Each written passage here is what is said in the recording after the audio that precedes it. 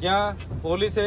આખા આપણા જેટલા પણ સમર્થકો અહીંયા આવતા હતા બધાને અટકાવી દીધા। કેટલાય લોકોને આ બાજુથી ડિટેન કર્યા છે, નસવાડીથી ડિટેન કર્યા, રાજપીપળાથી, ડેડિયાપાડાથી, બધા જ લોકોને કેટલાય લોકોને ડિટેન કર્યા છે। ત્યારે ત્યાંના હમણાં જે નવા સીઓ આવેલા છે એ સીઓ નર્મદાના પોલીસ અધિક્ષક શ્રી અને અહીંના નાયબ વન સંરક્ષક શ્રી ડીએફઓ એ લોકોએ અમને ત્યાં ચર્ચા કરવા માટે બોલાવ્યા હતા। એટલે અમે આગેવાનો અને 4-5 મીડિયાના મિત્રો પણ ત્યાં સત્તા મંડળની ઓફિસે અમે બધા ગયેલા। એટલે તમારા વતી અમને ત્યાં ચર્ચા માટે એ લોકોએ બોલાવ્યા, અમે ગયા, આવેદનપત્ર પણ અમે આપી આવ્યા છે અને રજૂઆત પણ કરી આવ્યા છે। એમના તરફથી આપણને આશ્વાસન એવું મળ્યું છે કે જેટલા પણ લોકોના જે 8 ઘરો તૂટ્યા છે, જો એ ઘરો લીગલી હશે, એમના કાયદેસરના હશે તો એમને વળતર આપવા માટે અમે બંધાયેલા છે એવું સીઓ સાહેબે પણ કીધું છે। બીજું,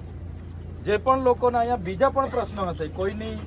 માલિકીની જમીન સફારી પાર્કમાં ગઈ હશે, કોઈની પોતાની જમીન કોઈ બીજા પ્રોજેક્ટમાં ગઈ હશે, કે કોઈની ભવનમાં ગઈ હશે, કે આવાસમાં ગઈ હશે, કે મકાનમાં ગઈ હશે, તો એનું પણ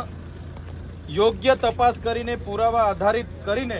અમે કદાચ એની સાથે ખરેખર ખોટું થયું છે તો એનું વળતર આપવા માટે અમે બંધાયેલા છે અને અમે કરી આપીશું એવી એમણે મને હમણાં બાહેધરી આપી છે। અને એમણે કીધું છે કે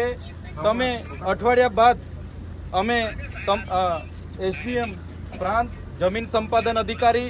અને નિગમના અધિકારી સહિત ચેરમેન શ્રીને બધા બેહીને અઠવાડિયા બાદ આપણે એવું હશે તો મળીશું, તમે મુદ્દા વાઇઝ લઈને આવજો અને એમાં આખા ડોક્યુમેન્ટ ચેક કરીને કોઈની પણ જમીન ખોટી રીતે સંપાદન થઈ ગઈ હશે, કોઈને વળતર નહીં મળ્યું હશે, કે કોઈના 7-12 નીકળે છે અને કોઈ પ્રોજેક્ટમાં જતી રહેલી છે તો એનું જે પણ સરકારની ધારા ધોરણ મુજબ આપવાનું થશે તે અમે આપીશું એવી બાહેધરી એમણે આપેલી છે, આશ્વાસન એમણે આપેલું છે। અને એ ચર્ચા અડધો કલાક અમારી ત્યાં ચાલી છે, બધા જ અધિકારીઓ પણ હતા, એટલે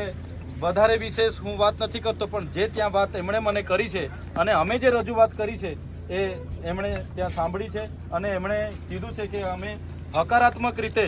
તમારી રજૂઆતને ઉપર સુધી મોકલીશું અને એનું નિરાકરણ આવે એવા પ્રયાસ અમે કરીશું એવું એમણે કીધું છે। એટલે આ વાત હું તમારા સુધી પહોંચાડું છું।